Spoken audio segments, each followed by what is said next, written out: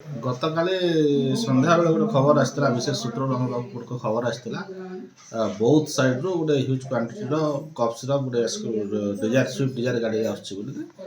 ତ ସେଇଥିପାଇଁ ସେଟା ଏସ୍ପିଙ୍କୁ ଜଣାଇଲା ପରେ ଆମର ଗୋଟେ ଟିମ୍ ଆମର କହିଥିଲା ଆଇସିଙ୍କ ଇଏରେ ନେତୃତ୍ୱରେ ଗୋଟେ ଟିମ୍ ଗଠନ ହେଇକିରି ଆମ ଟୋଲଗେଟ୍ ପାଖେ ଆମେ ଜଗିକି ରହିଥିଲୁ। ସେ ଗୋଟେ ଯେଉଁ ସୁଇଫ୍ଟ ଡିଜାୟାର ଗାଡ଼ି ନମ୍ବର OD03N 1728 এটা আসলা পরে সেটা গাড়িকে ডিটেন করা হয়েছিল টোলগেট পাখে।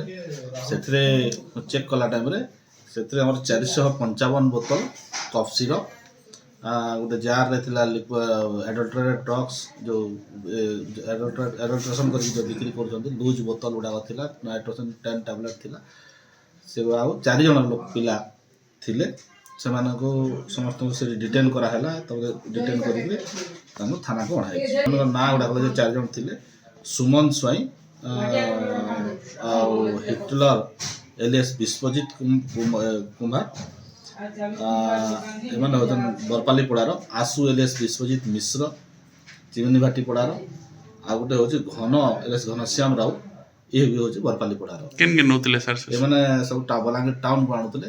ଆଉ ସେମାନେ ବି କନଫେସ୍ କରୁଛନ୍ତି ଯେ ଆଶୁ ଏଲିଏସ୍ ବିଶ୍ୱଜିତ ମିଶ୍ର ଯେ ହଁ ମୁଁ ଆଗରୁ ବି ବିକ୍ରି କରୁଥିଲି, ଏବେ ବିକ୍ରି କରିବା ପାଇଁ ନେଇକି ଆସିଛି।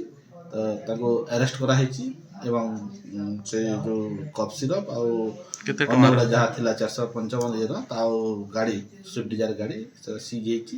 ଆଜି ଆରେଷ୍ଟ ହେଇଛନ୍ତି, ଆଜି ଫରୱାର୍ଡ଼ ହେଉଛନ୍ତି। ଆଉ ଟୋଟାଲ୍ ସେ କଫ୍ ସିରପ୍ର କଷ୍ଟ ସିଏ କହିବା ହିସାବରେ 1,12,000 ଦେଇକି କିଣିକି ଆଣିଥିଲା, କିନ୍ତୁ ସେ ତାକୁ 130 ଟଙ୍କା ଲେଖା କିଣିକି ଆଣିଛି, ତାକୁ 200 ଟଙ୍କା ବିକିଛି। ଏ ମାଲିକ ଭେରିଫାଏ କରୁଥିଲୁ, ଗାଡ଼ି ମାଲିକର ତ ସେ ଭଡ଼ା ଅଛି ଯେ, ଆଉ ସେଥିରେ ଗୋଟେ ଡ୍ରାଇଭର ଯେଉଁଟା ଅଛି ଆମର ହିଟଲର ଏଲିଏସ୍ ବିଶ୍ୱଜିତ କୁମ୍ଭାର, ସେ ଗାଡ଼ି ଡ୍ରାଇଭରଟା ସେ ଘର ସବୁ ଗାଡ଼ି ମାଲିକକୁ ଭଡ଼ା ବରପାଲିପଡ଼ାରୁ ଭଡ଼ା ଗୋଟେ ଯାଉଛି ବୋଲି କହିକି ତାକୁ ନେଇଥିଲା।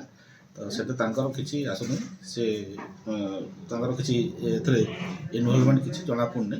କିନ୍ତୁ ତଥାପି ଏବେ ଆମର ଏସ୍ପିଙ୍କ ନିର୍ଦ୍ଦେଶରେ ଆମର ରହିଛି ଯେ ତାର ଉପରେ ଯେଉଁଠୁ ସେମାନେ ଆଣୁଥିଲେ କଫ୍ ସିରପ୍ ଯେ ସପ୍ଲାଏ କରୁଛି, ଯେଉଁଠୁ ଆସୁଛି ପ୍ଲସ୍ ଟାଉନ୍ ଚେନ୍ରେ ସେମାନେ ଯେଉଁଟା ବିକ୍ରି କରିଥାନ୍ତେ କି କାହାକୁ ଦେଇଥାନ୍ତେ, ସେଗୁଡ଼ା ଆମେ ତଦନ୍ତ କରିବୁ ସେଗୁଡ଼ାକ ଏବଂ ନିହାତି ଭାବରେ ସମସ୍ତ